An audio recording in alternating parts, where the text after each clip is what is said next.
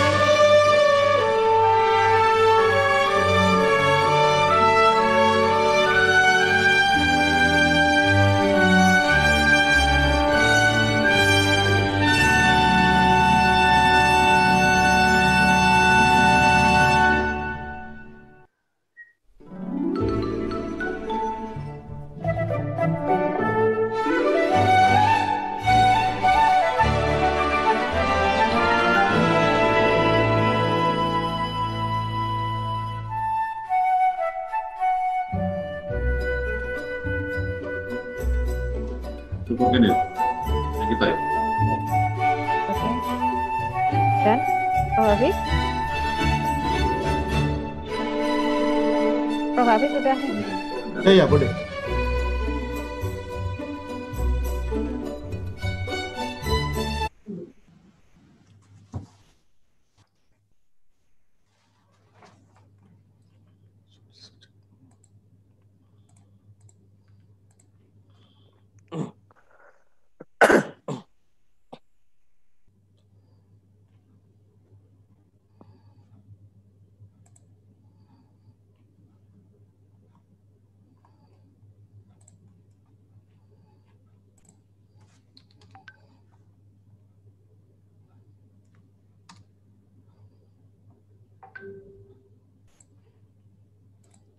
Oke.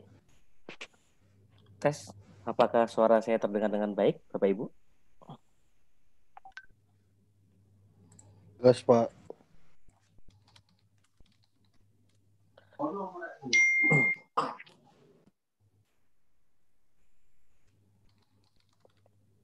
Waktu sudah menunjukkan pukul 9 lebih 6 menit.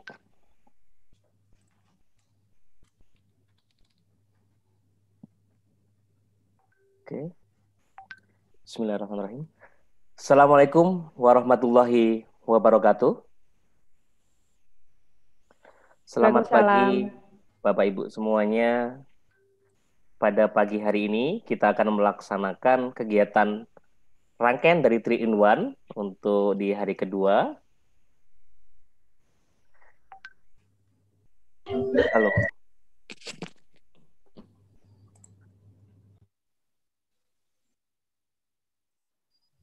Tes.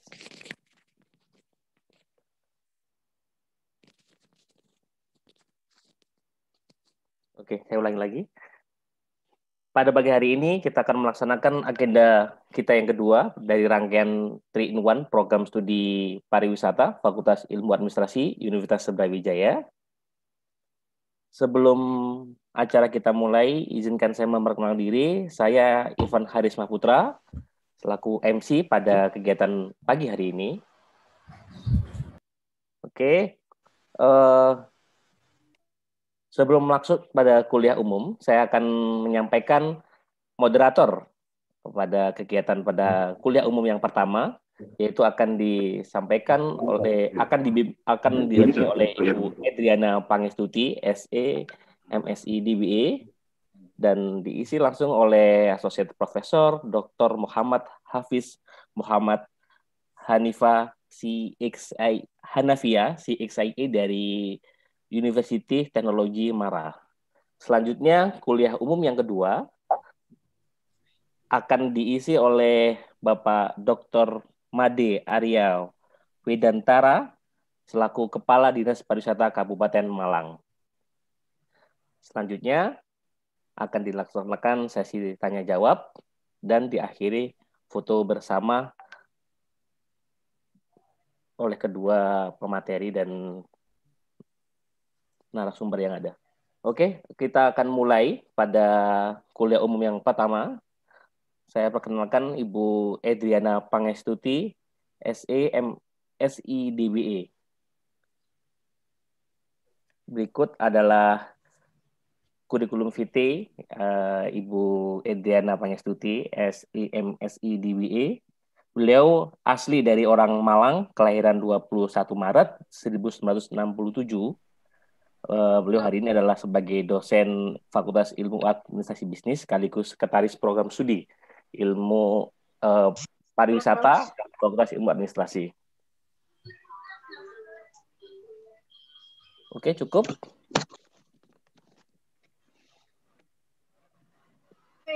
Oke, Ibu Edriana, saya serahkan forum kuliah tamu yang pertama kepada Ibu selaku moderator pada agenda 3-in-1 di hari kedua ini.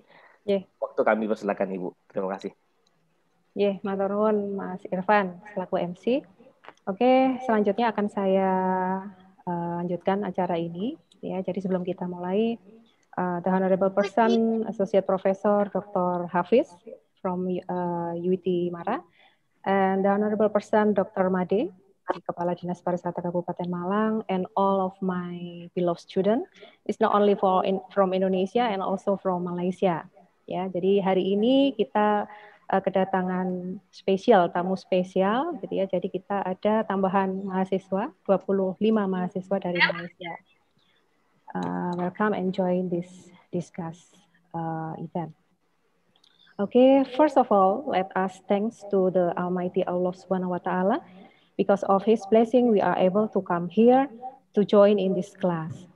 Secondly, salawat and salam also delivered to our Prophet Nabi Muhammad SAW. And before we start the meeting, may I introduce about the background of tourism phenomena. Jadi industri pariwisata pada saat ini menjadi salah satu sektor sangat terdampak selama pandemi virus corona atau biasa kita sebut COVID-19. Indonesia menjadi satu dari banyak negara yang berjuang untuk kembali memulihkan di sektor pariwisata ini. Dan tentunya dengan tetap menerapkan standar kesehatan untuk mencegah potensi wabah berlanjut. Nah, dari data yang saya peroleh, sekarang tren pariwisata di dunia, gitu ya, termasuk di Indonesia pasca pandemi, itu sudah mulai berubah. Jadi tempat-tempat wisata yang bersifat outdoor atau wisata alam, adventure, diprediksi akan menjadi tujuan paling populer, gitu ya. Dan diprediksi wisatawan yang akan mengunjungi atau melakukan perjalanan itu adalah wisatawan domestik. Jadi mereka menganggap bahwa wisata hanya bisa ditempuh dalam jangka waktu yang pendek, gitu ya, dan dekat dengan tempat mereka bermukim. Sehingga bisa diprediksi jumlah wisatawan domestik akan mendominasi dibandingkan dengan jumlah wisatawan internasional.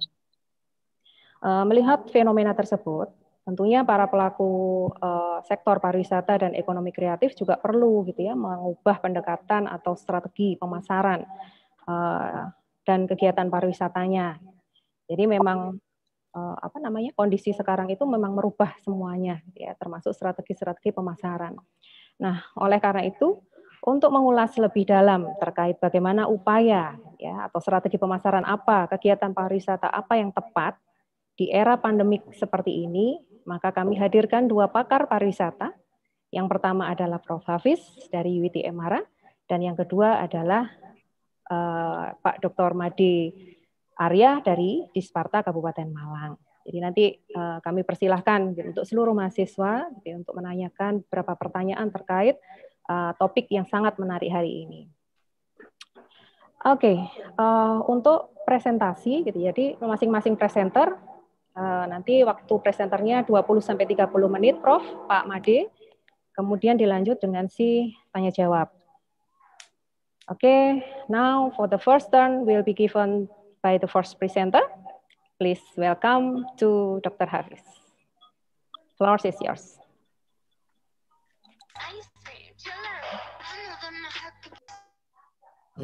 Terima kasih ya, Ibu Moderator. Boleh saya mulakan ya?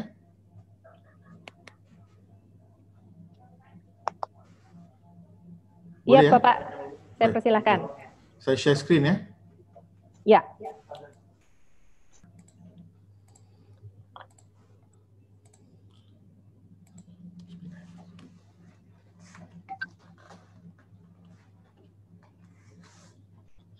Bismillahirrahmanirrahim. Assalamualaikum warahmatullahi wabarakatuh. Apa kabar semua? Hari ini ialah hari kedua ya untuk program 3-in-1 program Visiting Professor and Professional Undergraduate of Tourism program. And today saya akan share my point of view on how can the tourism industry bounce back stronger after COVID-19. This is actually something that input yang sesuai untuk difahami oleh para pelajar, especially dalam pemasaran pariwisata ya. Because COVID-19 had changed how tourists behave, and it will definitely change how para pelancong ini akan melancong di masa hadapan, behaviornya ya. So just to introduce myself, my full name is Dr. Muhammad Hafiz Hanafiah, and I am the Associate Professor from University Technology Mara, Malaysia, and I am also the President of Tourism Educators Association of Malaysia. Baik, talking about the Malaysian tourism industry, saya nak perkenalkan ya. Sebenarnya inbound tourism demand untuk Malaysia sebenarnya antara yang tertinggi ya di dalam region Asia ini ya. And the Malaysian government through the what we say Visit Malaysia ya, kita start Visit Malaysia sebenarnya pada tahun 1990 ya, dan kita telah adakan hampir 5 VM Visit Malaysia program, dan sebenarnya kita plan pada tahun ini ada VM 2020 dan our target is 30 million arrival and 100 billion of receipt. Yep. Tapi dengan COVID datang memang impossible, dan lantas telah pun kempen ini telah dihentikan ya. Ya, ini saya nak share. Ini di Malaysia, bukan di dunia, di Malaysia, dan ini last edited bulan lepas 30 September. Kalau dilihat di sini sebenarnya the numbers of jangkitan ya meningkat ya. Walaupun kalau dilihat di sini yang recoverednya 9,967 itu quite high juga recovered, tetapi di Malaysia juga kita ada 136 kematian. Ya, and kalau dilihat di sini ya, di bahagian mapnya ya, di bahagian mapnya ini dilihat di sini antara yang tertinggi ialah di kawasan Borneo, di Sabah dan Sarawak, dan juga di kawasan Johor ya, Johor, Selangor dan Perak. Kenapa negara-negara ini atau region ini tinggi? Because high mobility, dan kalau di Johor ni because of Singapore dan Johor amat dekat sekali. So this is actually what happened. And untuk makluman ya, nombor-nombor ini yang tinggi ini sebenarnya is getting bigger and bigger, even though right now Malaysia close the border. Baik, kalau dilihat di sini ya, saya pun pening ni ya, because kalau dilihat kita boleh gunakan real data, ya, data yang ada, dan kita boleh tengok what to expect in the near future. Ya, pertama, millions have been infected if you look on world perspective, and there is ya, siapa yang bercakap tu ya? Baik.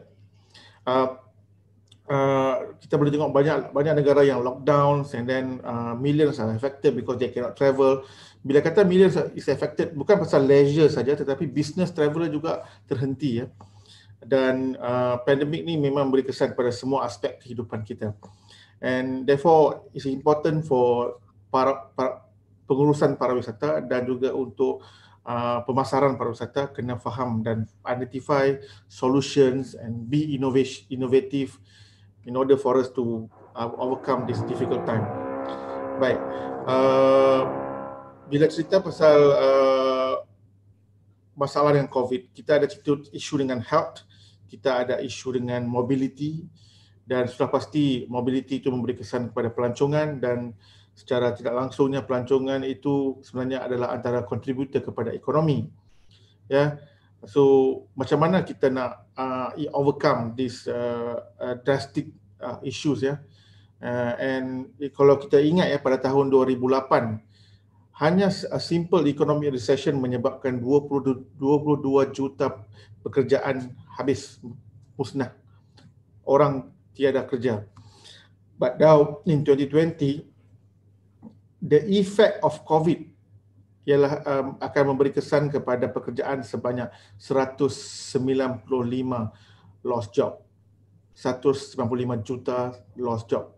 So you can see how big is the multiplier effect of COVID-19 as compared to a normal economic recession. Dan kalau kita tengok di health ya, the numbers of infection is getting higher and higher as compared to that. Yeah.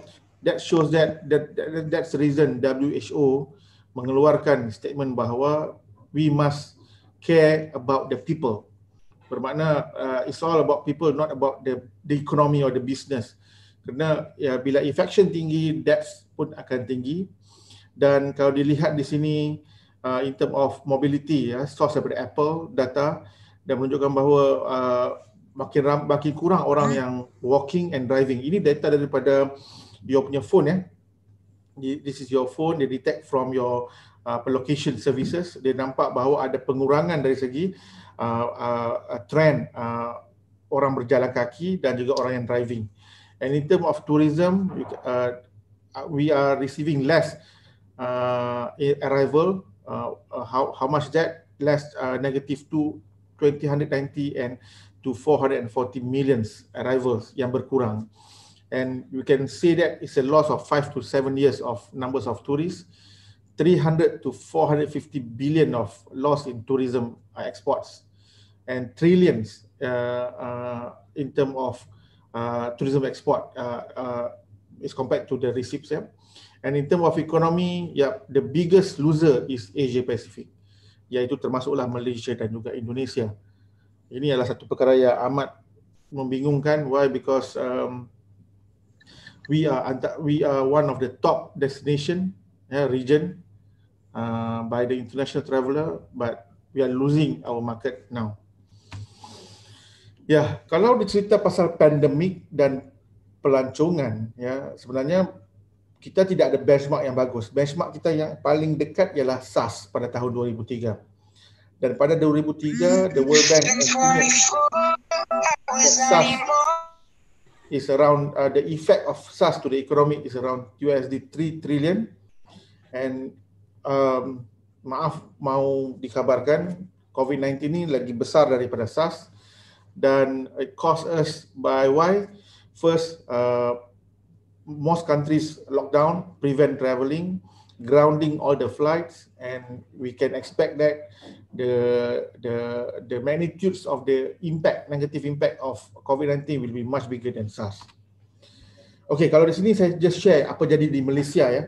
Pertama, bila COVID-19 hit Malaysia, the government claim that there's an estimate loss of 3 billion. Even pada bulan Januari hingga Februari sahaja. Ya. So that's how big. 2 bulan ini memberi kesan pada 3 bilion kepada Malaysia. The VM 2020, Visit Malaysia Year 2020 telah dibatalkan. MATA ialah Malaysian Association of Travel and Tour Agencies, Travel Agencies Association, claim that the revenue during March di Malaysia pada bulan Mac 2020 ialah musim cuti sekolah. So that is a loss of 150 million as compared to the previous year.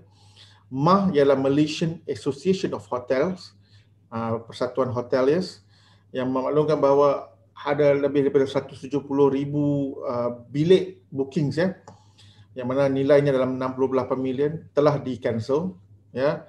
And mereka juga expect that 30% of the hotels akan close down ya. And MATA the travel agents also claim that they are facing liability, iaitu customers yang telah buat booking, yang telah bayar initial booking, now they demand their money to they back their money. It cost them around 500 million ringgit. So that's the impact of COVID-19 to the tourism industries.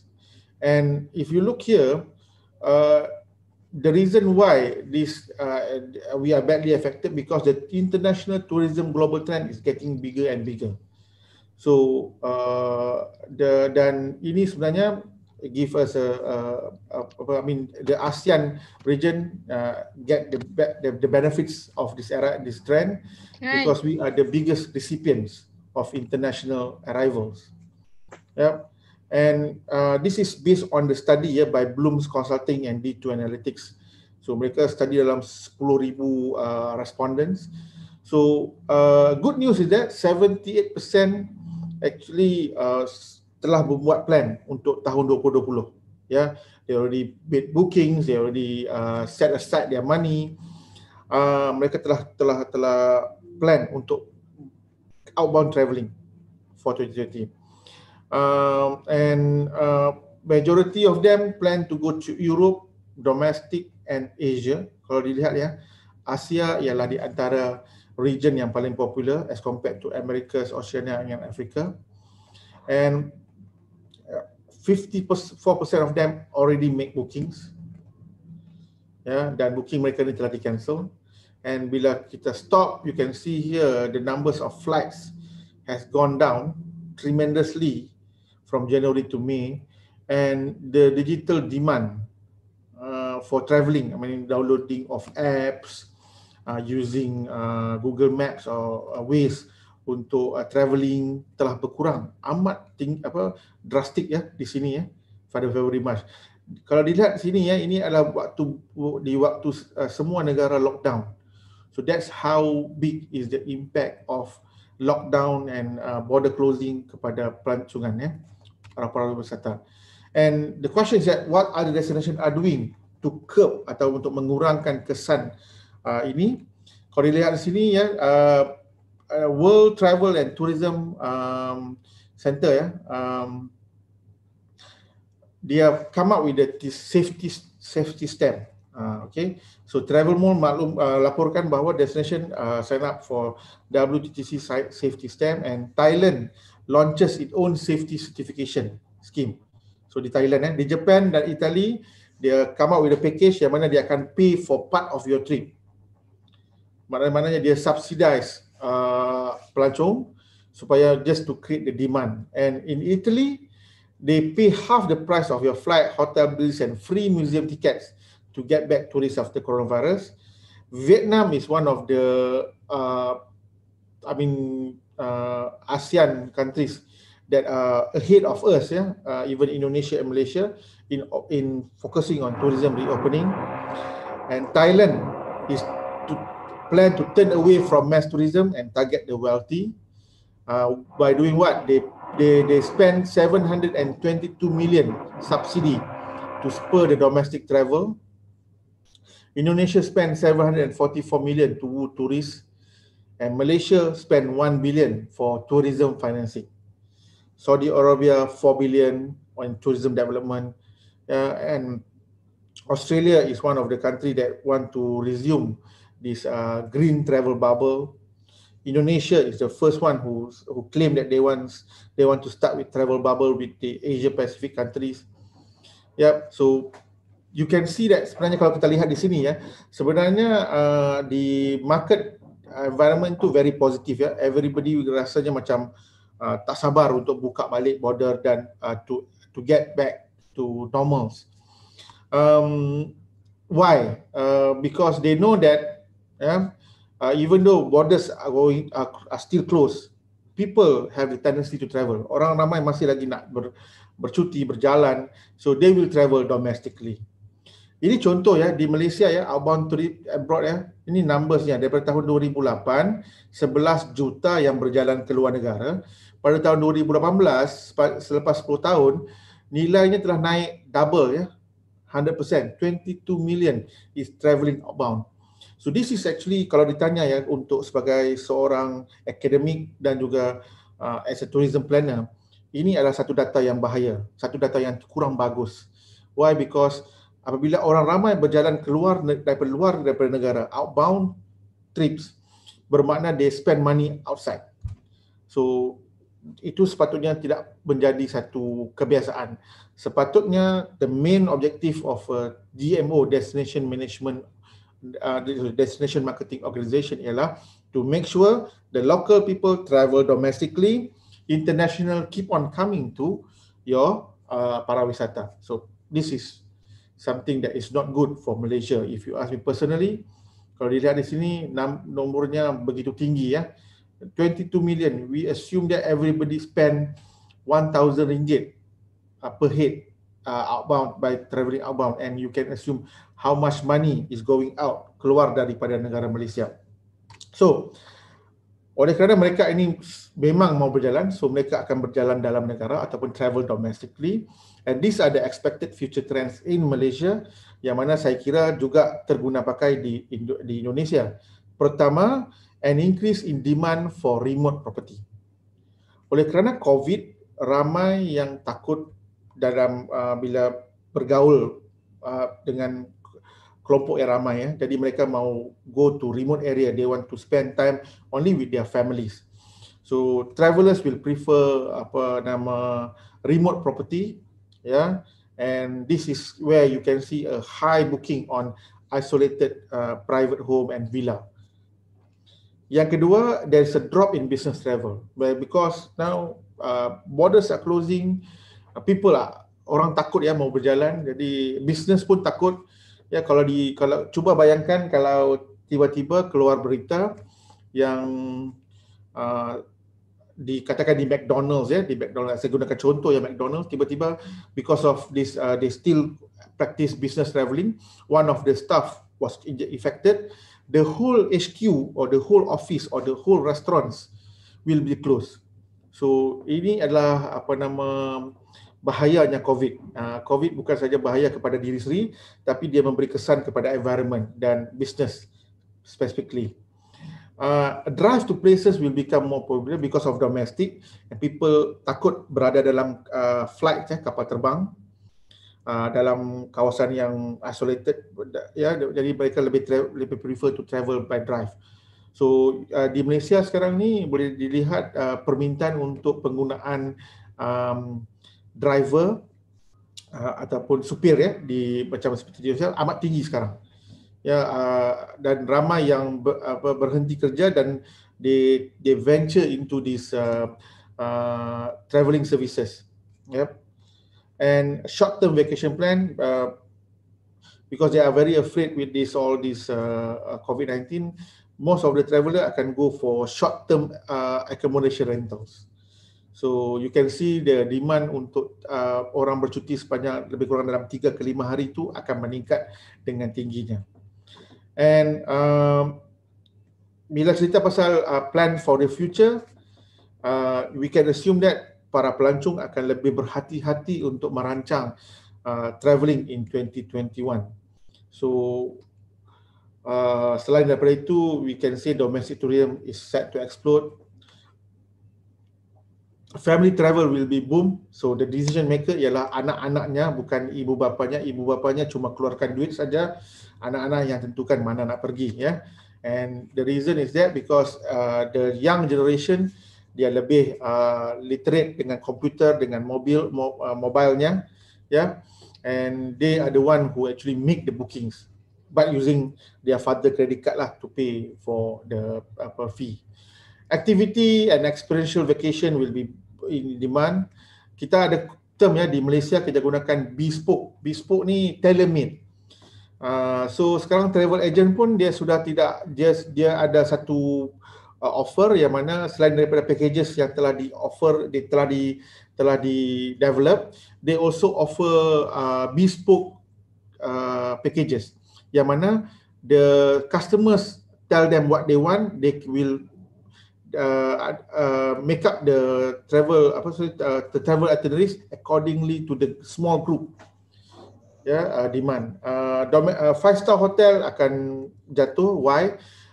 Bila ada permintaan untuk domestic dan family travel, pertama domestic, jadi di domestic ini mereka tidak go for luxury, they go for necessity, because they know within 3 to 5 days they will go back to their house.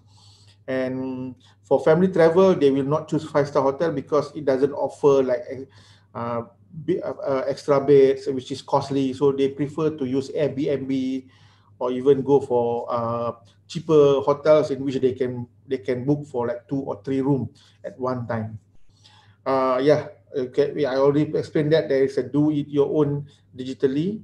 So ini dengan perkembangan OTA, online travel agency seperti Agoda, Bookings.com, Hotel.com, ini menyebabkan banyak, ya, kita panggil free independent travelers that make their bookings or make their travel plan personally, and business travel and daily commuting will decline. So ini sebenarnya memberi kesan kepada the MICE industry, ya, the meeting, incentive, convention and conference industry, because people doesn't want to be confined in one big room, and they cannot maximize the numbers of jumlah participant dalam satu ruang, so they cannot maximize their profit. So this is one of the biggest issues with MICE, ya. Kerana di Malaysia juga kita ada pelajar-pelajar yang take event management sebagai major. Jadi conclusionnya ini saya nak conclude, ya. Pertama, untuk pengurusan pariwisata dan juga anybody who are in pemasaran pariwisata, please avoid competing over price. Jangan compete over price, because actually based on the Bloom Consulting study, dia bilang cuma 50%, ya, 50% of the respondent choose money. Yeah, when asked, the main factor was for not travelling. Bermakna duit bukan masalahnya sekarang. They are focusing on less crowded destination, kurangnya tempat yang tidak ramai orang, dan improve healthcare system. Bermakna memang practice safety and hygiene. And kita juga kalau boleh jangan gunakan price sebagai one of the marketing attributes. Yeah, why? Because I mean, when you cut price, you're cutting your profit. Ya, you mengurangkan keuntungan. Yang kedua is broaden your scope of influence and data. Ya, data. Ini benda yang penting because buat masa ini for any DMOs, destination marketing organization, this is a time for you to look at your data. Who are your main, siapakah your main tourist or market? How could you address the issue of mass tourism? Yeah, so you need to work together with the tourism player, hoteliers. Yeah, so again, data is something that can actually make us learn what will happen in the future. Kita kena redesign our tourism offer. Kita kena ubah cara kita promote our pariwisata, yeah, because tourists will find new destination that are less crowded, and therefore smaller destination, new destination is in demand because they can prevent the mass tourism effect. And then on the fourth is adapt your current structure. You don't move away from your current structure. Contohnya kalau theme park, ya, you still sell the idea of theme parks experience, tetapi melalui menggunakan SOP, health and safety, yeah, and then how you can maximize your profit with the limited numbers of customers is by making them stay longer, yeah, making them spend more in the local economy. So itu adalah cara-cara yang kita boleh guna, ya, untuk adapt the current structure.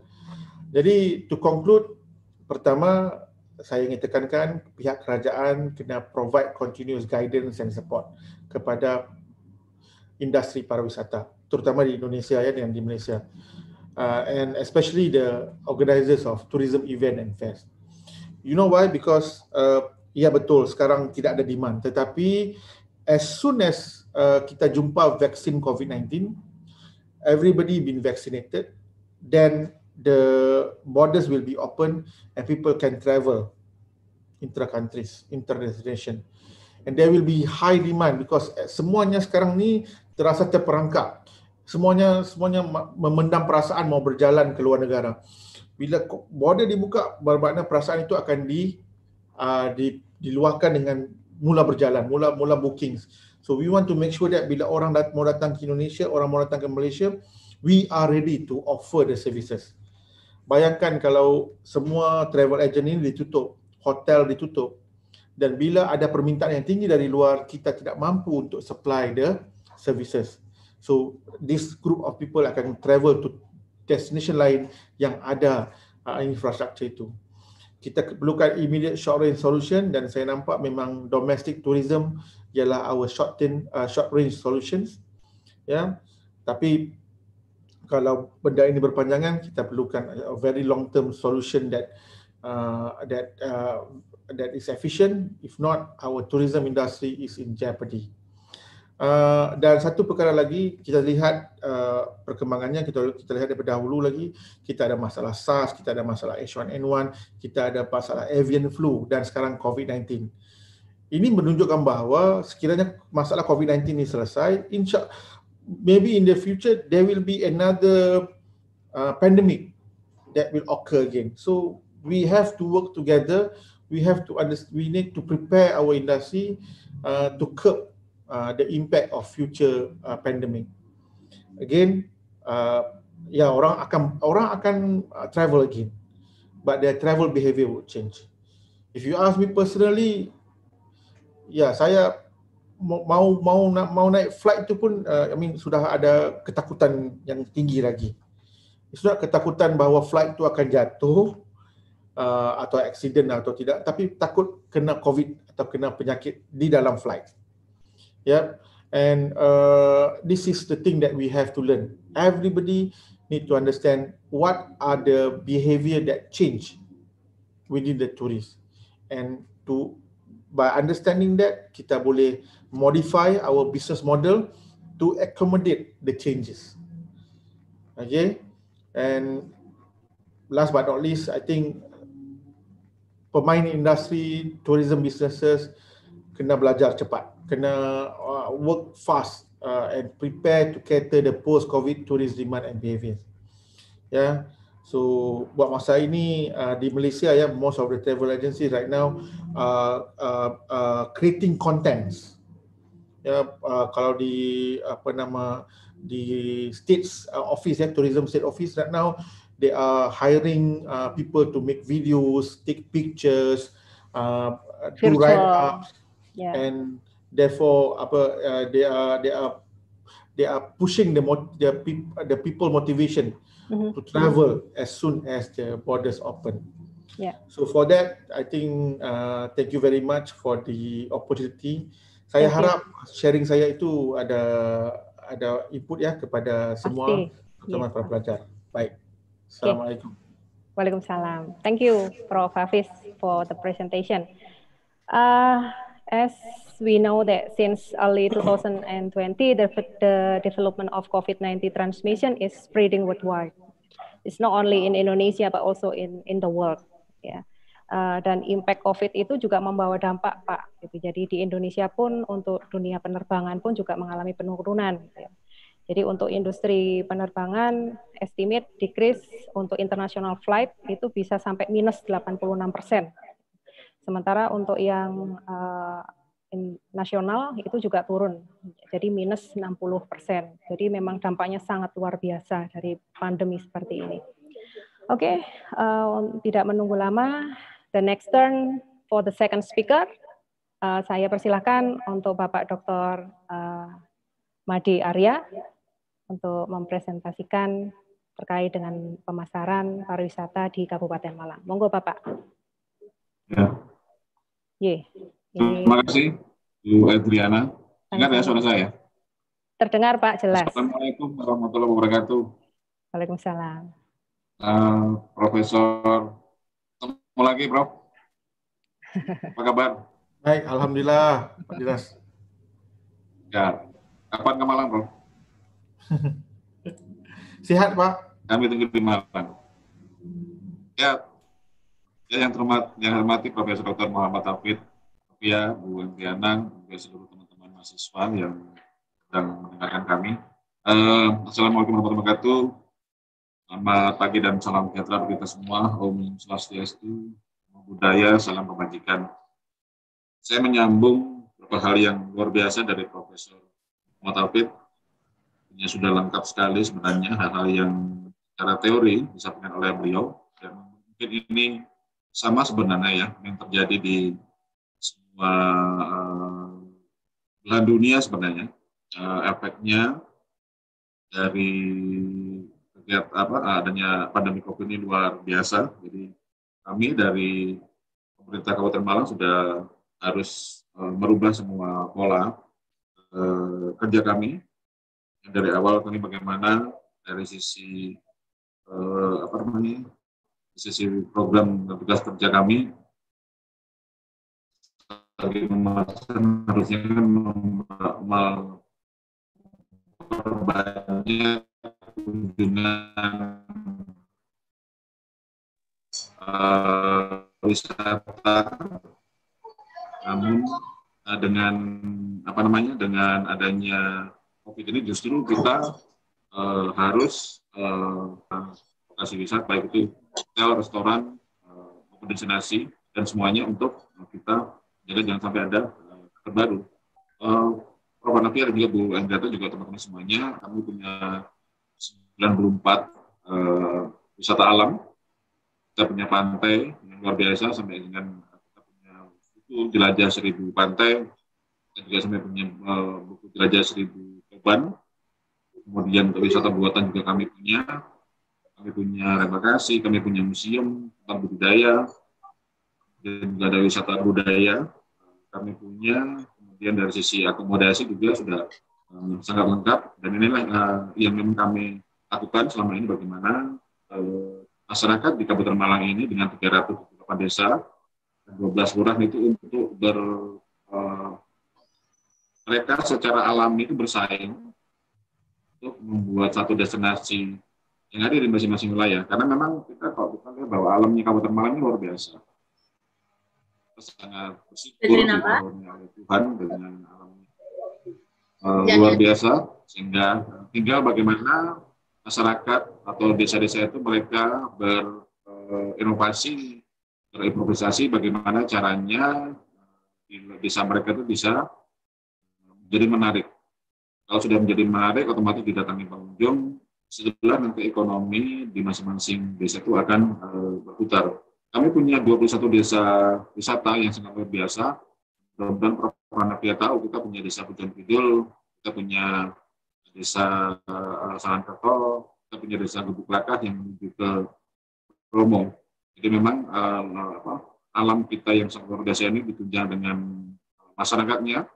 Karena kita lihat bahwa masyarakat Kabupaten Malang ini budayanya sudah bagus, sudah bisa lah menuju satu masyarakat yang siap akan menerima kunjungan-kunjungan wisata. Ya, inilah yang membuat kami dari pemerintah Malang sangat-sangat mendukung program-program pariwisata, karena kami yakin sekali bahwa masyarakat di Malang ini sudah masyarakat yang sudah sadar wisata, mereka sudah bisa menjadi tuan rumah yang baik bagi wisatawan. Selanjutnya kalau kita lihat dari data kunjungan, setiap tahun memang sangat meningkat. Nah, ini memang target kita di indeks kinerja utama kami, di mana setiap tahunnya target kami selalu capai. Karena apa? Satu, Malang Raya sudah menjadi luar biasa sekali, sudah menjadi kunjungan nasional, dan kita juga sudah punya ada bandara, ada kereta api, ada terminal yang sudah mendukung, sehingga transportasi akses daripada masyarakat yang akan menuju ke Malang itu sudah lumayan. Tapi terus kita perbuat lagi untuk kecepatan di bandara, kedatangan dari wisatawan dari lokal Indonesia, maksudnya itu sudah mulai bagus. Sampai dengan 2019 kita 8 juta sudah tercapai, dan dengan pandemi ini otomatis kami akan sudah mengoreksi lagi target-target kunjungan, karena sampai dengan saat ini baru sekitar 70.000 wisatawan yang mengunjungi destinasi. Jadi sangat-sangat luar biasa penurunannya, sehingga kami harus memulai merubah lagi rencana strategi pengaman kita ke 2020 ini. Ini strategi-strategi yang sudah kami lakukan, di mana kita selalu melakukan ini setiap tahunnya. Kita melakukan analisa pasar, kemudian branding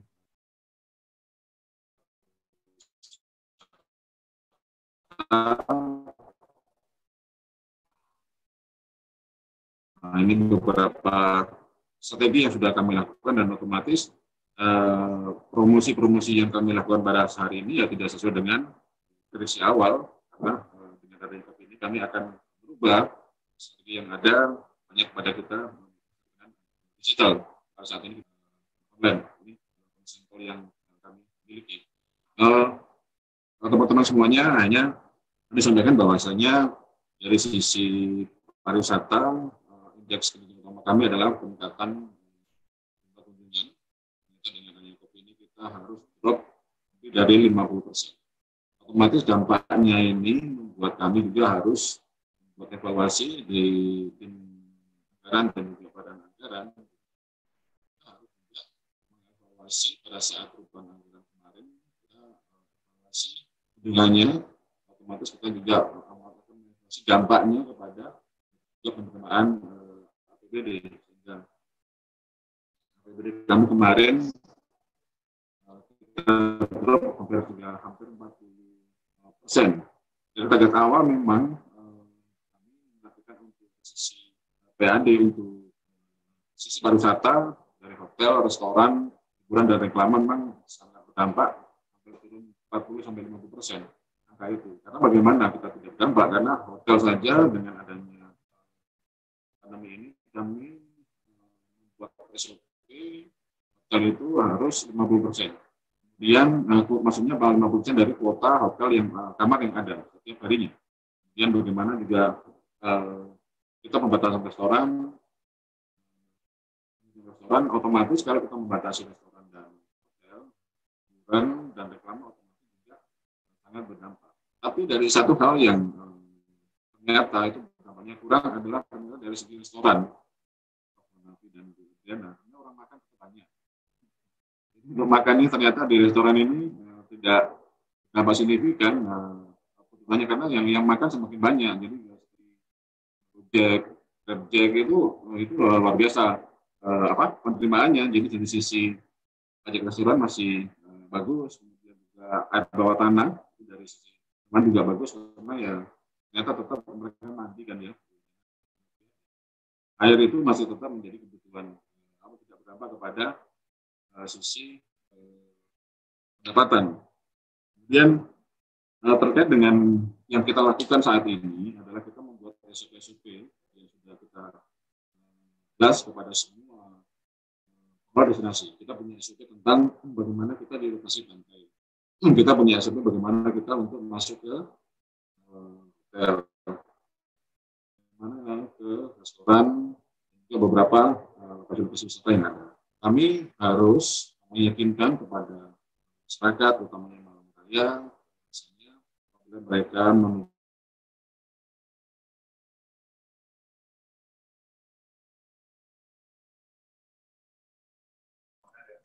terputus ya Pak Made, agak terputus-putus.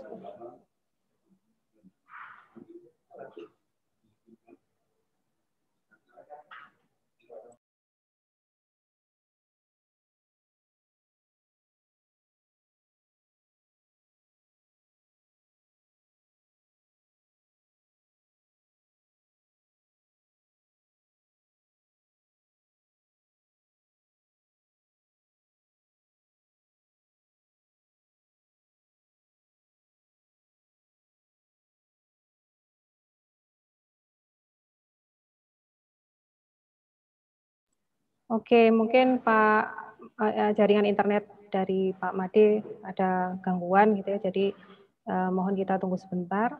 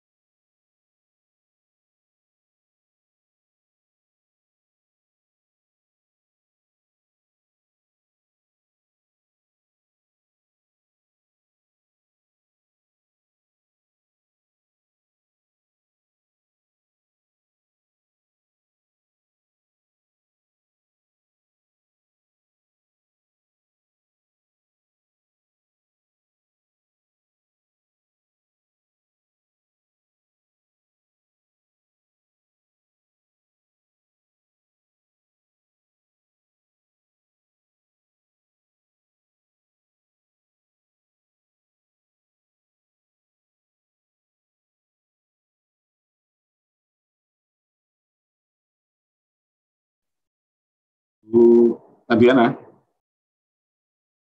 Halo? Bu Adriana?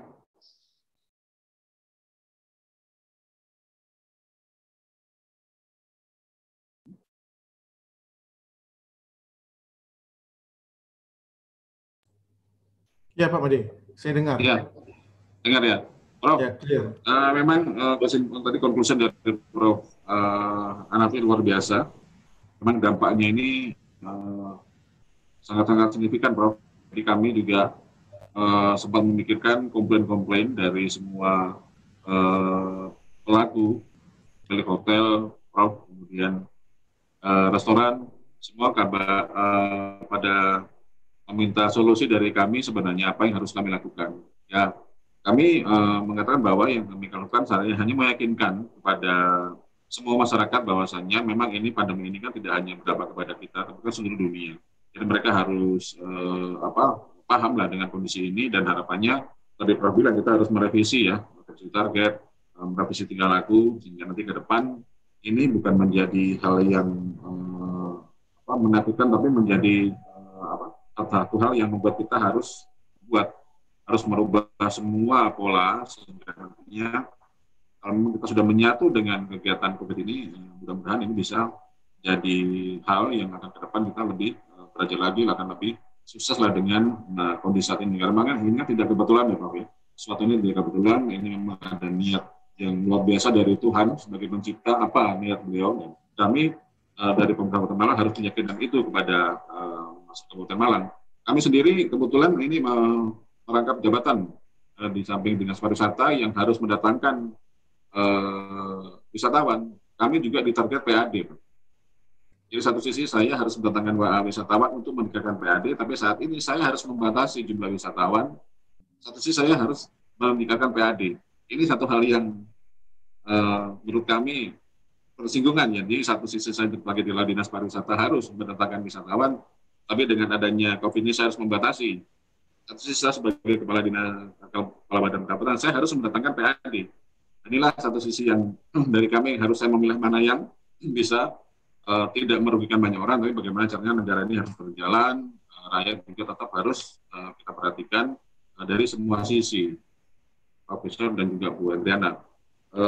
Demikian dari kami, pastinya mudah-mudahan dengan ini kita bisa sama-sama belajar ya Prof. Apa yang harus kita lakukan ke depannya dengan pengalaman-pengalaman yang saat ini kita terima. Saya kira itu Bu Adriana dan Prof. Muhammad Hafiz. Demikian, terima kasih.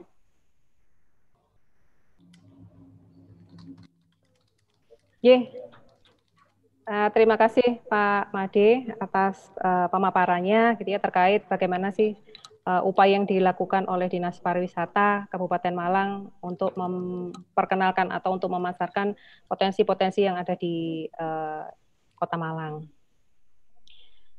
Untuk selanjutnya akan kita lanjutkan untuk sesi tanya jawab gitu ya. Jadi ada beberapa, suaranya double nih. Mohon maaf, ada sedikit kesalahan teknis gitu, barusan lampu mati gitu ya. Jadi lepek nih. Saya sudah ngomong, suaranya keluar lagi, mantul lagi. Oke. Ada beberapa pertanyaan di sini. Jadi pertanyaan berikut yang disampaikan oleh mahasiswa itu bisa dijawab oleh dua narasumber. Jadi untuk narasumber yang pertama, untuk Pak Sintan, Pak Prof. Hafiz dan Pak Made, ya. Jadi pertanyaannya itu adalah untuk pada saat kondisi sekarang, gitu, Pak. Di mana keamanan itu menjadi atau safety itu menjadi salah satu poin bagi wisatawan untuk melakukan kunjungan wisata gitu. Nah, menurut Bapak gitu ya, menurut Prof. Hafiz dari akademisi dan Pak Made dari praktisi gitu, bagaimana caranya membuat wisatawan itu atau bagaimana marketing itu memastikan gitu ya secara psikologi bahwa wisatawan itu pada saat melakukan kunjungan wisata itu dia aman. Monggo Pak, mungkin Prof. Hafiz dulu. Ibu Adriana, mohon maaf mau bertanya, maksudnya aman itu apa ya? Wisatawan itu atau bagaimana marketing itu memastikan gitu ya secara psikologi bahwa wisatawan itu pada saat melakukan kunjungan wisata. Halo, Ibu Adriana? Nggih Pak, saya sudah berganti lagi di sini. Sorry ya, mau diperjelaskan maksud aman itu. Ya. Gini Pak, gitu. Jadi ada salah satu mahasiswa menanyakan, gitu ya. Jadi bagaimana sekarang pihak misalnya pelaku industri wisata, gitu ya, memastikan, gitu, ensure that psikologi wisatawan itu merasa nyaman pada saat dia melakukan kunjungan wisata. Baik. Yeah. Ya, saya paham. Ya, terima kasih Ibu ya. Pada yang bertanya soalan itu memang benar. Isu utama selain daripada COVID-19 ini, bila mau uruskan wisata, the travelers are very worried with their safety and health. Ya, jadi kalau dilihat di situ sebenarnya macam mana dipraktiskan di Malaysia. Pertama, kalau boleh di kabupaten itu create satu macam persijilan safety, ya.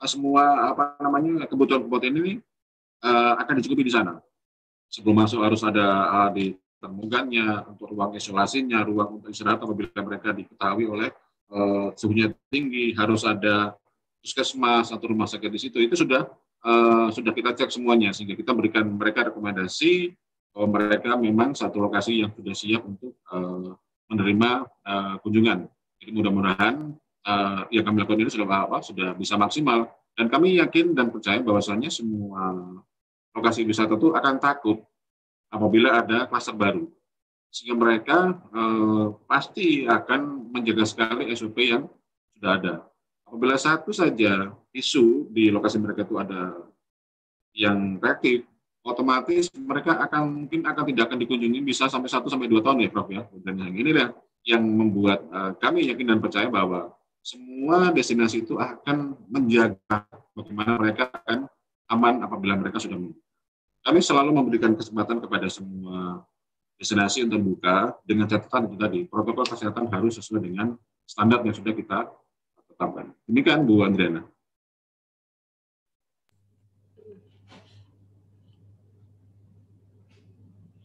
Ya, Pak Dinas.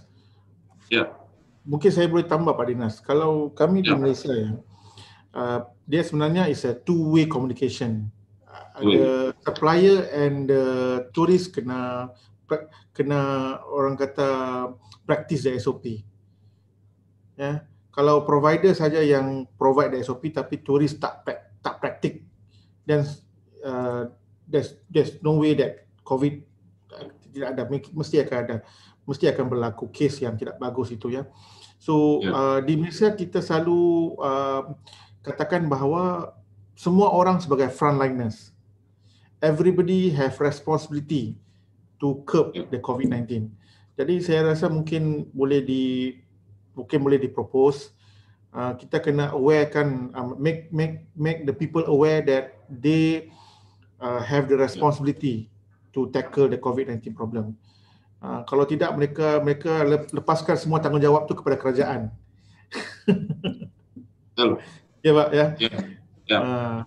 Kita kena macam inform ataupun kena ajarin mereka, ya, you are the one. Kalau you jaga kesihatan, you jaga kebersihan, cuci tangan dengan sanitizer, tidak ada masalah. Ya Pak ya. Ya. Ya, saya rasa itu tanggungjawab pengurusan para wisata.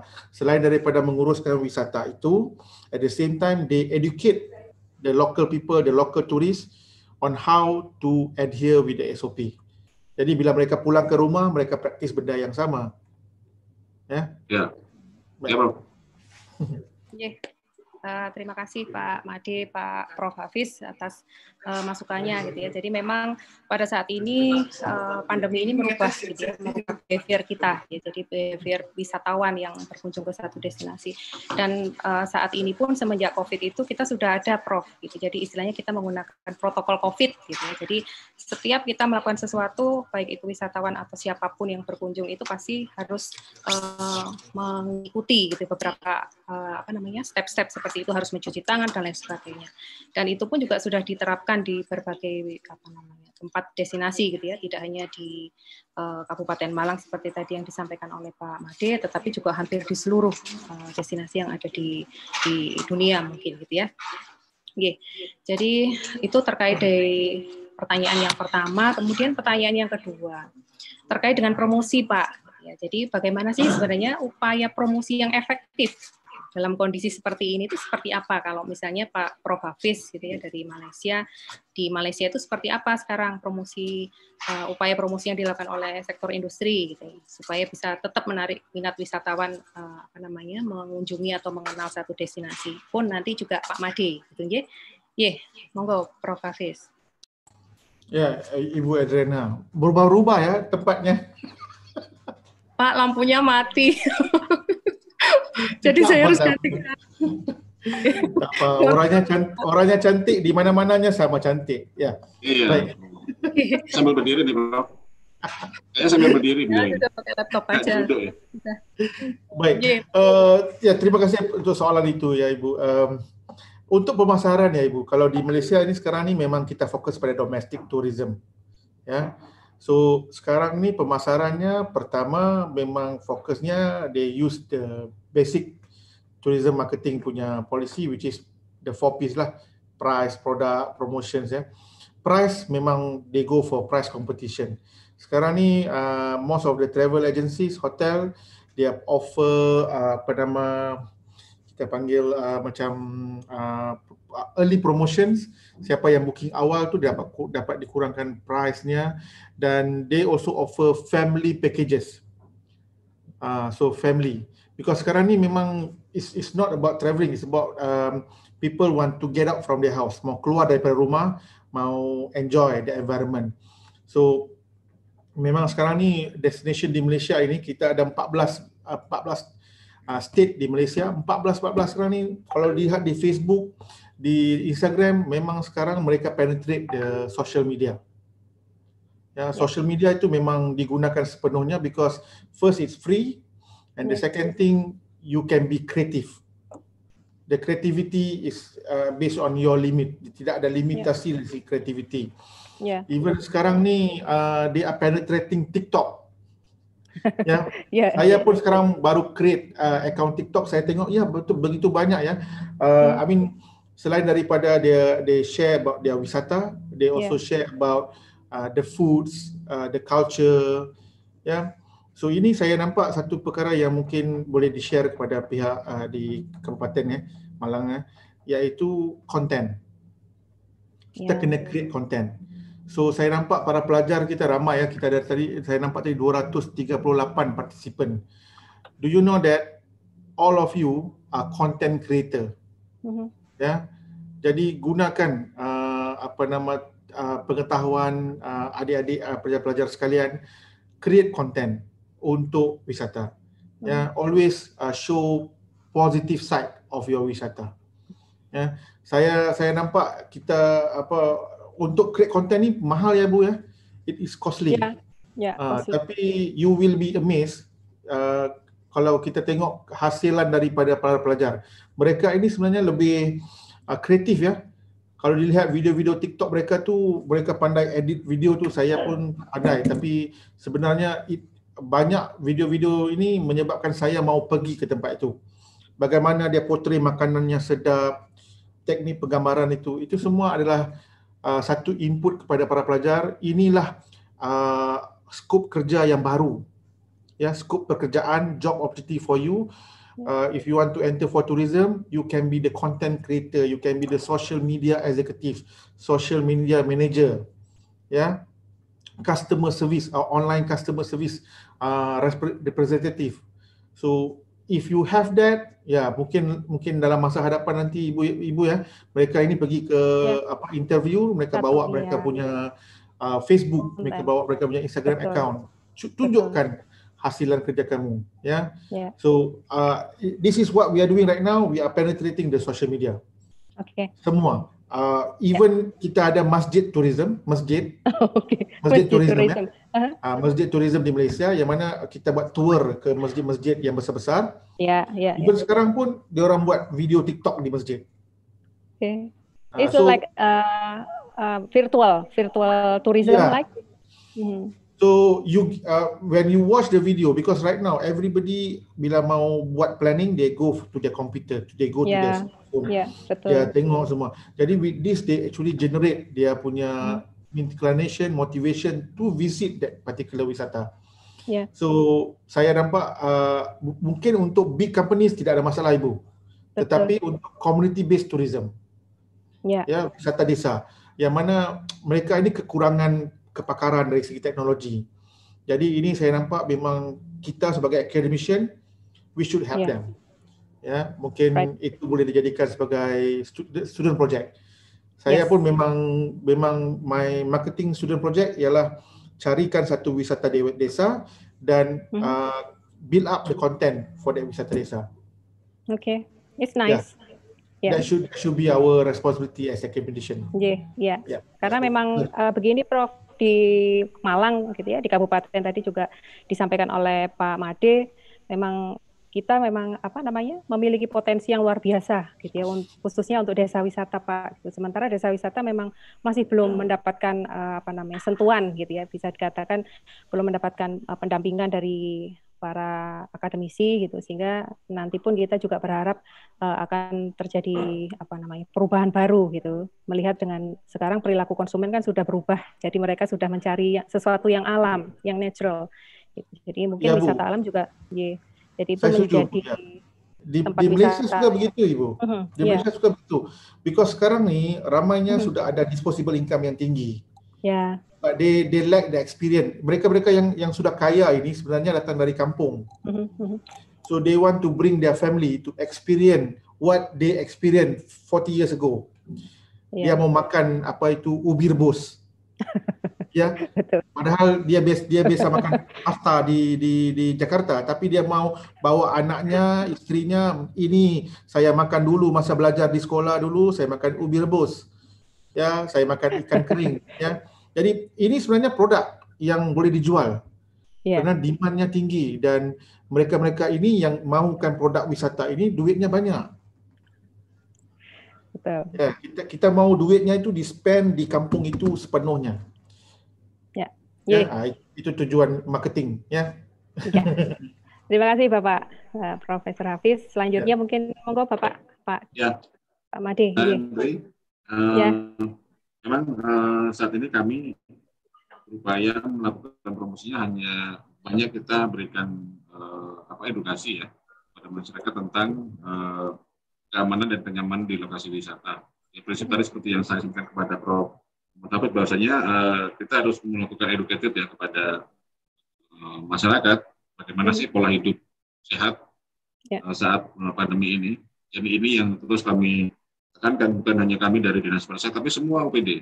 Jadi Dinas Kesehatan yang bisa berada terdepan untuk dia woro-woro kepada masyarakat bagaimana pola hidup sehat, maksudnya pola hidup dalam menjaga masing-masing pribadi dalam rangka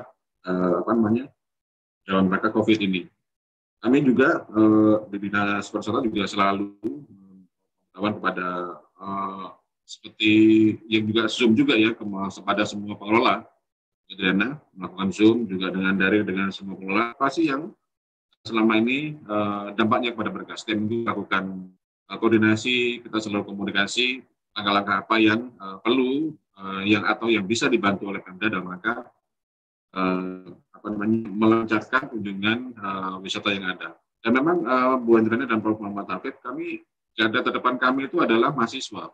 Selama ini kenapa saya selalu berkoordinasi dengan dengan kampus UB, dengan semua kampus di Malang Raya, karena menurut kami memang yang paling mudah untuk menjadi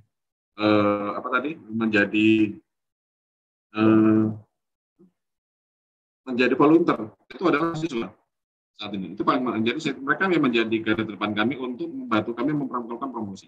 Sehingga sekarang tadi sempat dengan Pak Prof. Muhammad Hafid bahwa tetap mahasiswa menjadi yang membantu kami, garda terdepan kami dalam rangka kita menyampaikan kepada masyarakat bahwa lokasi-lokasi wisata ini sudah bisa dikunjungi. Lokasi wisata ini sudah aman, sehingga bantuan dari teman-teman mahasiswa sekarang ini ada 240 partisipan inilah yang nantinya menjadi corong kami ke depan. Profesor Muhammad dan juga Bu Andriana yang nanti akan membantu kami meyakinkan kepada masyarakat bahwa memang dengan kondisi pandemi ini ada beberapa hal yang harus dilakukan. Bagaimana kalau kita ke lokasi wisata mana yang aman, yang sudah kalau sudah dikunjungi oleh mahasiswa, saya yakin bahwasanya itu adalah lokasi wisata yang aman, lokasi wisata yang sudah bisa didatangi. Inilah yang strategi-strategi ini Bu Andriana dan Prof. yang kami lakukan. Untuk community-based tourism memang ada belum semua tapi yang buka karena itu kan dia butuh sinergi, ada beberapa banyak orang lah ya selaku pengelolanya daripada based tourism, sehingga kadang-kadang itu tidak semua masyarakat di community based tourism itu sepakat untuk dibuka lokasi wisatanya, sehingga mereka perlu koordinasi antara semua pengelola dari desa wisata, karena dari desa wisata kan ada beberapa spot ya, mungkin satu desa wisata itu ada 5-10 destinasi yang ada di desa itu. Nah, kalau dari 10 destinasi itu hanya 3 yang belum setuju untuk menerima kunjungan karena mungkin takut dengan efeknya dari COVID ini, mereka tidak sepakat untuk dibuka, sehingga sampai saat ini baru 3 desa wisata yang sudah buka. Desa wisata yang sudah di-tag oleh Jokowi di Pujon Kidul, Bu Adriana dan Prof. Wahab itu sudah buka 2 minggu lalu. Jadi apabila Bu Adriana mau ke sana, monggo nanti kami siapkan spanduk selamat datang untuk Bu Adriana apabila mau ke Kidul. Jadi selamat datang spanduk Jakarta kami siapkan apabila Ibu mau ke sana. Saya kira itu Bu Adriana. Terima kasih. Matur nuwun Pak Made. Terima kasih. Jadi Prof. Hafiz, kita kabupaten memiliki desa wisata gitu ya, yang sekarang memang sedang naik daun gitu ya, yang sekarang is popular gitu di Kota Malang itu adalah desa wisata Pujon Kidul gitu ya. Itu bagus Pak gitu. Jadi pengelolanya bagus dan kemudian keterlibatan masyarakat di sana itu tinggi gitu. Jadi mereka sadar akan wisata yang sadar wisata gitu, sehingga pada saat mengarahkan masyarakatnya untuk menjadikan tempat itu menjadi tempat wisata itu mudah gitu. Berbeda dengan apa seperti yang tadi disampaikan Pak Made gitu. Jadi ada memang desa-desa wisata meskipun dia memiliki beberapa kearifan lokal, ternyata hanya beberapa saja yang bisa dioptimalkan gitu. Sementara potensi-potensi yang lainnya itu masih belum bisa dimaksimalkan gitu, karena memang itu tadi kesadaran masyarakat terkait pariwisata itu masih sangat sedikit, masih sangat minim. Iya, betul. Dan kemudian gini, Pak, kalau melihat kondisi sekarang gitu ya, tadi saya mendengarkan info gitu dari kebetulan pada saat saya berangkat itu mendengarkan radio bahwa sekarang Jawa Timur sudah masuk di zona kuning gitu. Dalam arti bahwa kita sudah aman, kita sudah bisa menerima wisatawan gitu. Meskipun dalam masih ada perlakuan khusus, ada treatment khusus gitu. Misalnya pembatasan jumlah wisatawan di setiap destinasi dan lain sebagainya. Nah, menurut mungkin saya ke Pak Made dulu gitu, jadi menurut Pak Made gitu, dengan adanya peluang ini Pak, gitu, bagaimana upaya Bapak gitu sebagai Kepala Dinas Pariwisata menanggapi ini menurut saya isu yang menarik gitu, karena ini membuka peluang kita untuk meningkatkan lagi perekonomian daerah kita gitu. Monggo Bapak. Ya, kami prinsipnya sangat mendukung ya apabila memang base tourism menjadi satu hal yang memang harus kita wacanakan. Jadi memang kami punya upaya kami awal Bu Adriana dan bagaimana kita menggerakkan masyarakat untuk sadar wisata. Kami membentuk Kodarwis, jadi kelompok sadar wisata. Ini yang kami war-war mulai 5 tahun kemarin. Hanya sampai dengan saat ini kami punya hampir 121 Kodarwis dari 378 desa. Artinya mereka dengan prestasi-prestasi yang ada, jadi kami di samping kami membina masyarakat di bawah dengan Kodarwis, kita penguatan Kodarwis, sampai dengan membentuk desa wisata ini memang butuh waktu. Dari 161 Kodarwis itulah kami pilih mana desa-desa yang memang bisa atau menjadi leadernya untuk membentuk desa wisata. Kami melihat kan tidak semua desa itu ada leader. Kadang-kadang ada kepala desanya yang dia memang seorang yang wisatanya bagus, bisa jadi tokoh masyarakat, mungkin tokoh pemuda. Inilah yang kita lihat bagaimana keseriusan mereka dalam membentuk desa wisata ke depannya. Sehingga kami memilih dari 121 itu mana yang akan kami yakini untuk menjadi satu destinasi CBT yang bagus. Nah, saat ini baru 3 memang yang kami miliki. Mudah-mudahan nanti dari tahun ini dengan adanya RIPDA kami, Bu Adriana, kami kan punya RIPDA sekarang. Rencana Induk Pembangunan Pariwisata Kabupaten Malang ke 15 tahun ke depan. Mudah-mudahan dengan panduan kitab kami ini nanti harapan kami di 2021 sampai dengan 10 tahun ke depan kita sudah terbentuk lagi beberapa desa wisata yang kami yakini akan menjadi percontohan nasional, karena selama ini desa wisata di kami di Pujon Kidul, Sanankerto dan Bukit ini selalu dikunjungi oleh teman-teman dari luar daerah, karena ini menjadi rekomendasi daripada Kementerian Pariwisata untuk dikunjungi dan menjadi contoh.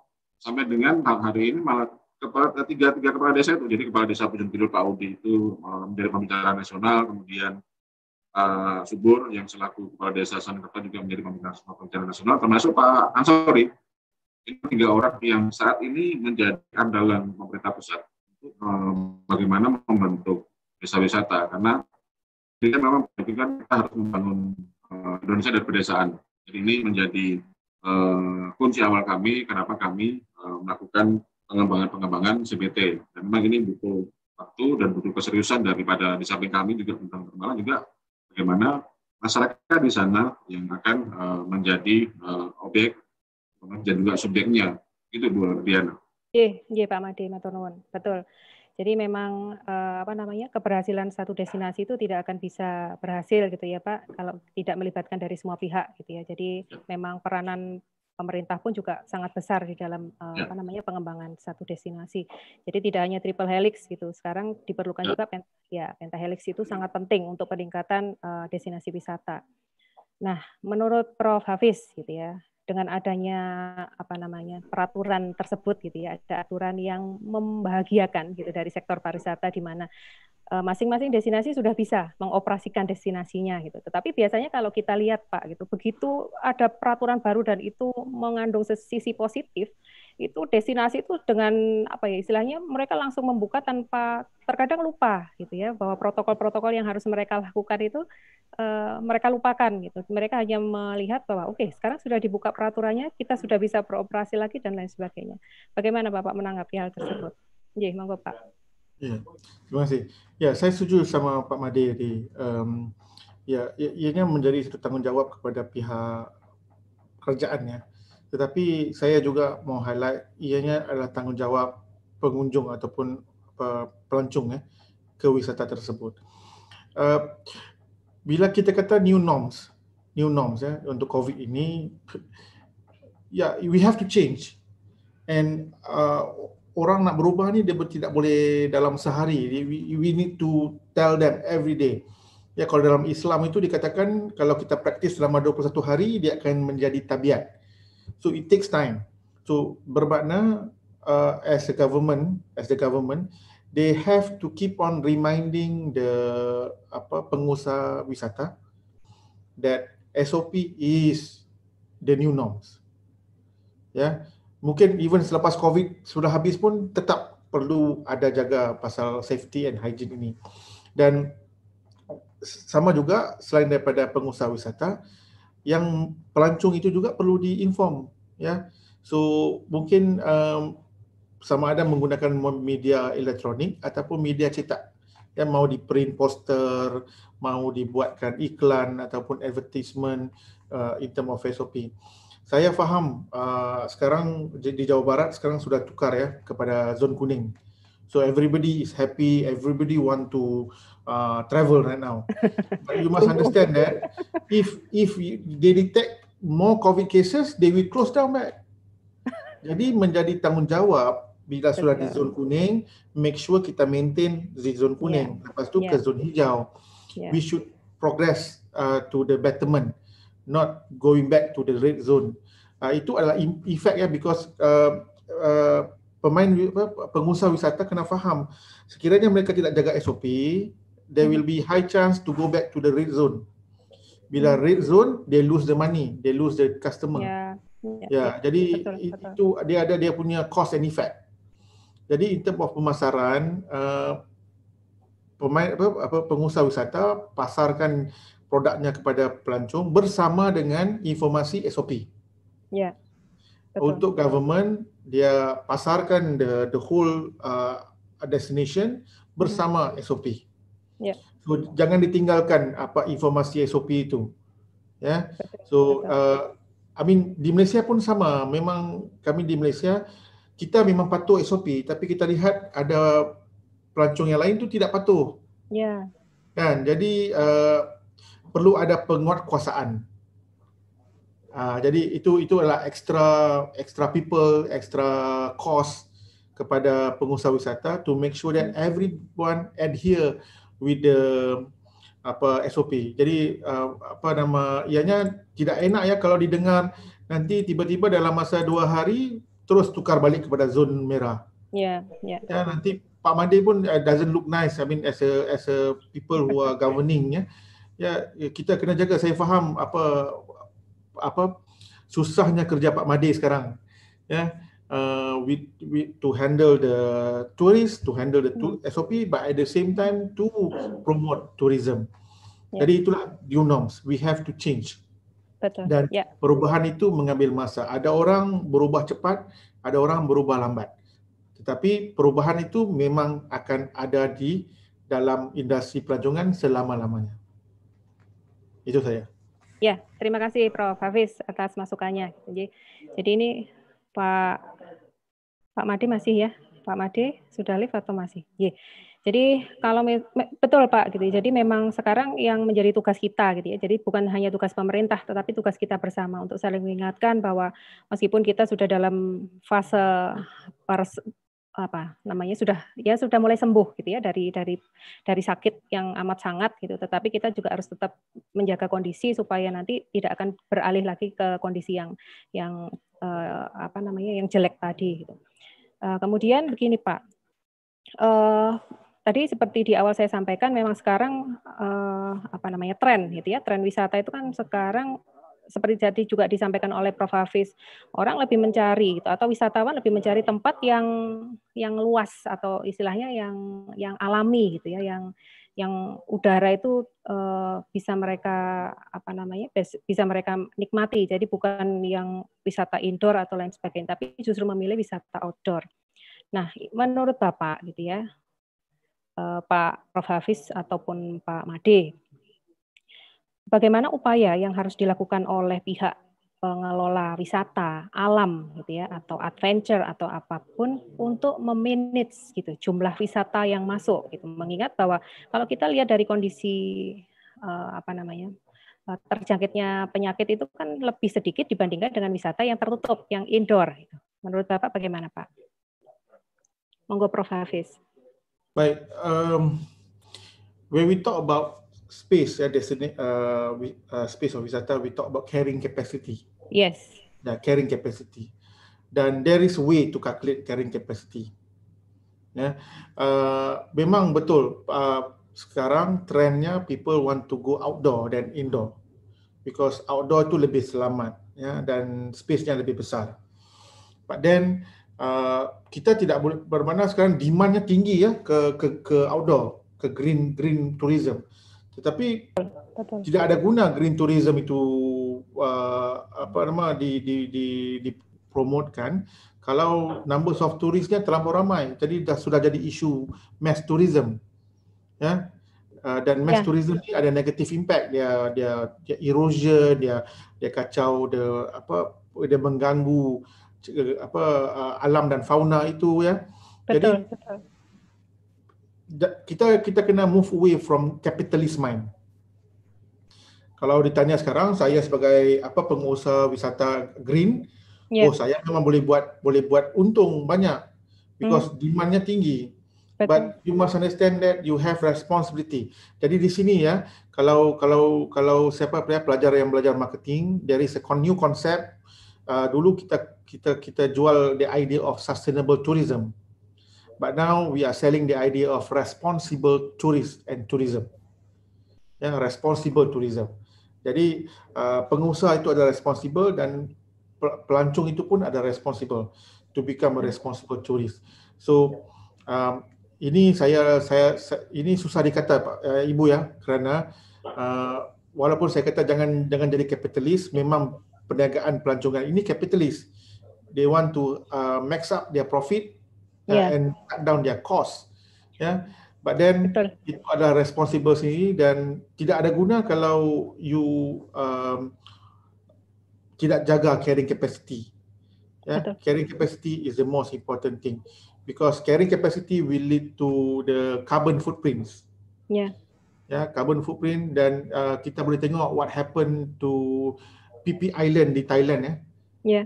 Phi Phi Island, the government have to close the island before COVID. Lama dah dulu tutup. 6 bulan ditutup, island itu terus berubah jadi cantik, airnya terus clear. So we have to learn from others' mistake. Jangan dibuat lagi di tempat kita. Sama juga di Malaysia, kami ada satu pulau namanya Pulau Sipadan.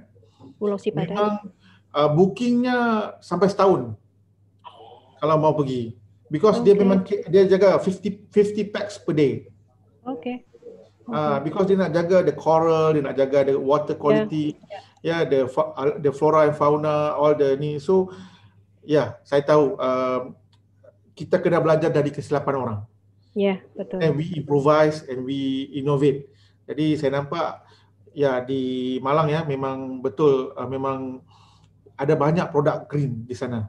Betul Pak. Terutama di kabupaten Pak. di Ya, di tempatnya Pak kabupaten. Made itu kan memang didominasi oleh wisata bahari gitu ya Pak. Ya. Jadi wisata baharinya banyak. Dan Ibu, ini pelajar-pelajar kita ini yang generation Z ini, millennials. Ya, They are the biggest challenge. customer of green tourism. Ya, They like to be out. They don't like dia suka experientials. They are betul. experiential traveler. Jadi kita kena educate mereka bahawa they need to become responsible, dan pengusaha wisata green juga perlu jaga carrying capacity to cut down the carbon footprint supaya the destination is sustainable. Betul Pak. Betul. Betul. Jadi Ya, memang kalau keberlanjutan itu. Ya Ibu, kalau dilihat ya, dalam green Ya. tourism tu produk-produknya is natural. Ya, Ianya betul. bukan macam theme park kita buat the man-made attraction, tapi di greennya memang natural. Jadi kalau tidak dijaga, the attraction tidak akan jadi atraktif sudah. Betul. So that's my point lah. Ya, terima kasih Prof. Hafiz. Kita pun juga demikian Pak, upaya yang sudah kita lakukan pun juga demikian dari pihak akademi gitu ya, juga sudah mulai melakukan pendampingan dan riset di beberapa tempat wisata.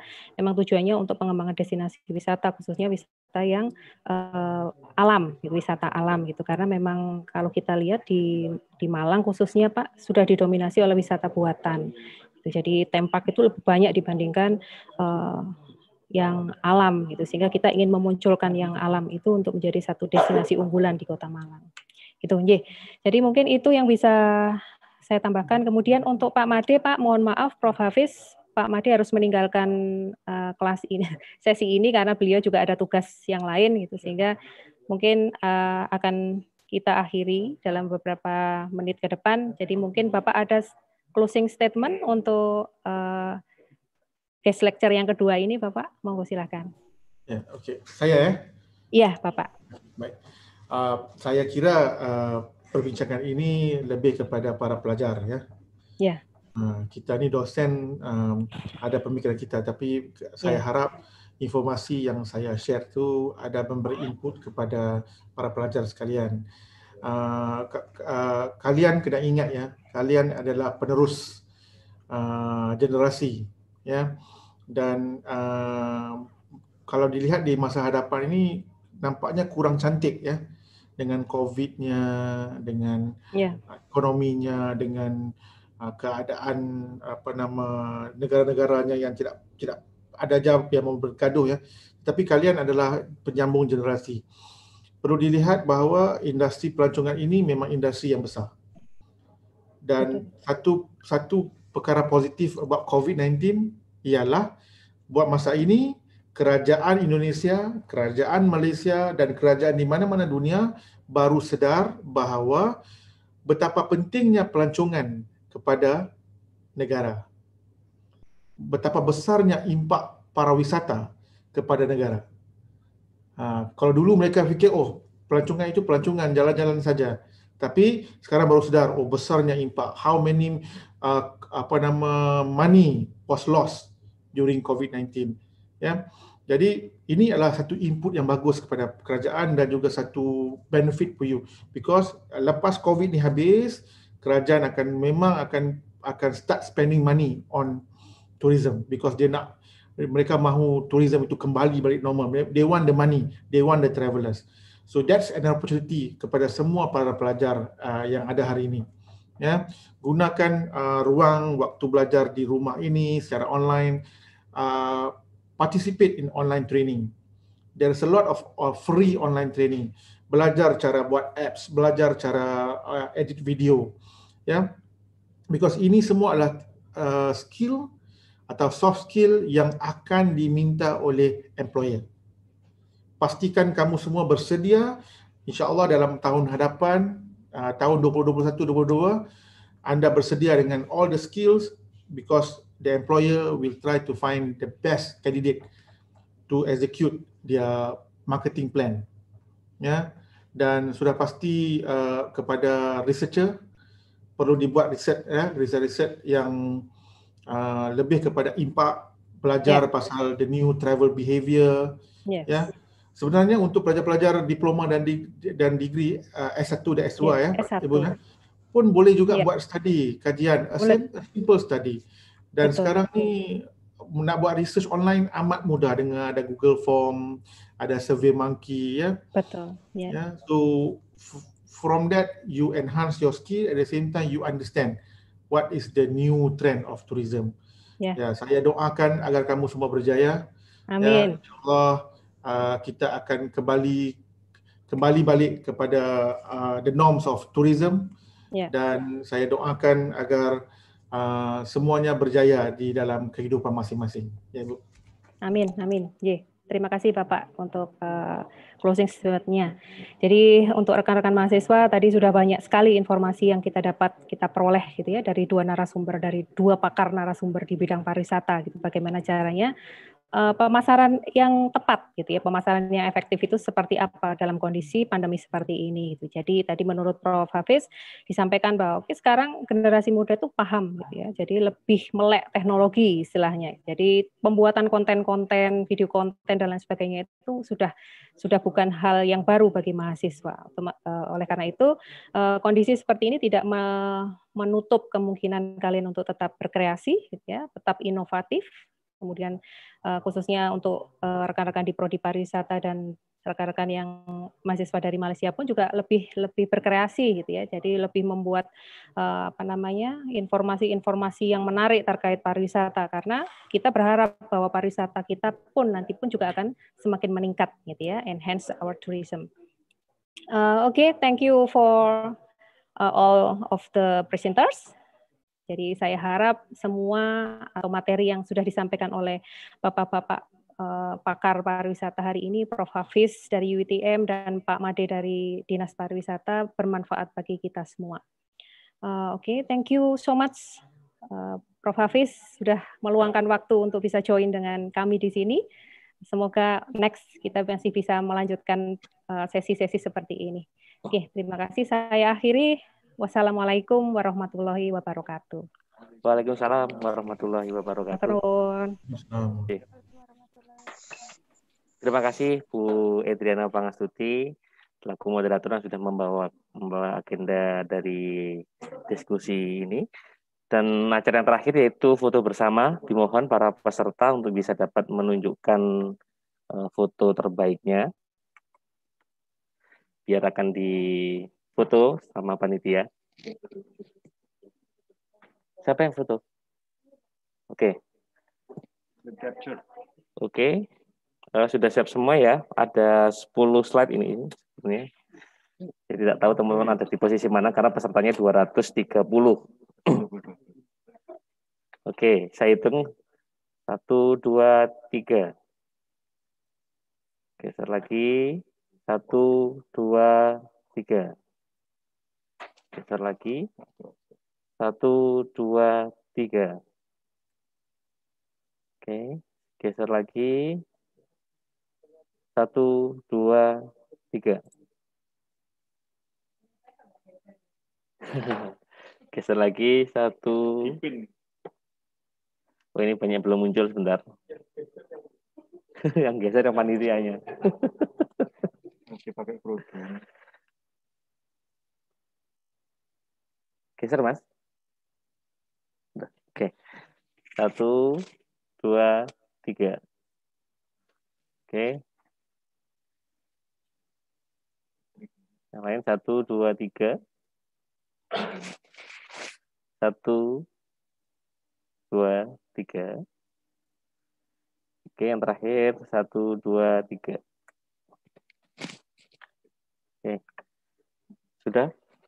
Oke, terima kasih Sama-sama. teman-teman semuanya.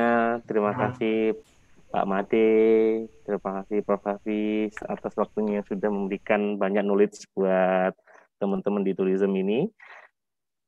Saya berharap akan ada diskusi selanjutnya nanti kapan mungkin tahun depan dan sebagainya untuk bisa menindaklanjuti jadi apa yang sudah disampaikan untuk bisa mengevaluasi dari kegiatan-kegiatan yang strategi-strategi yang sudah dipaparkan dengan baik tadi itu seperti itu. Oke, terima kasih Bapak Ibu semuanya. Agenda hari ini sudah selesai. Yeah. Kita ikuti lagi untuk agenda selanjutnya di hari esok ya. Kamis. Oh, hari Kamis. Kalau besok masih Prof. Hafiz ya Pak. Besok Ya, ada besok pelatihan. masih ada pelatihan. Ya baik, jumpa Dan ada besok ya. sebentar nasionalnya hari Kamis Coba ya. besok. Iya. Nggih. Terima kasih semuanya Bapak Ibu, saya akhiri. Kami mewakili dari panitia, mohon maaf jika banyak kekurangan dari kami. Tadi banyak beberapa kali gangguan teknis karena Lampunya mati. force major ya Bu. Karena Aduh. tinggi. Oke, terima kasih. Saya akhiri. Assalamualaikum warahmatullahi wabarakatuh. Waalaikumsalam warahmatullahi wabarakatuh. Terima kasih Prof. Terima kasih teman-teman semuanya. Terima kasih rekan-rekan mahasiswa semua. Baik, Bu. Terima kasih. Makasih Bu, Bapak. Ya, Makasih sama-sama. Bu Edri. Sami-sami. Makasih Bu. Sudah? Ya, Liv. Engko celak kuotanin teh. Asik. Ibu pengertian banget Ibu. Kenapa? Yo, pengertian lah gitu. Wes, sudah dipateni. Nanti habis tuh pulsanya. Makasih ya. Sampai Ya, ketemu. dadah. Ibu. Ya. Dadah. Terima kasih, Bu.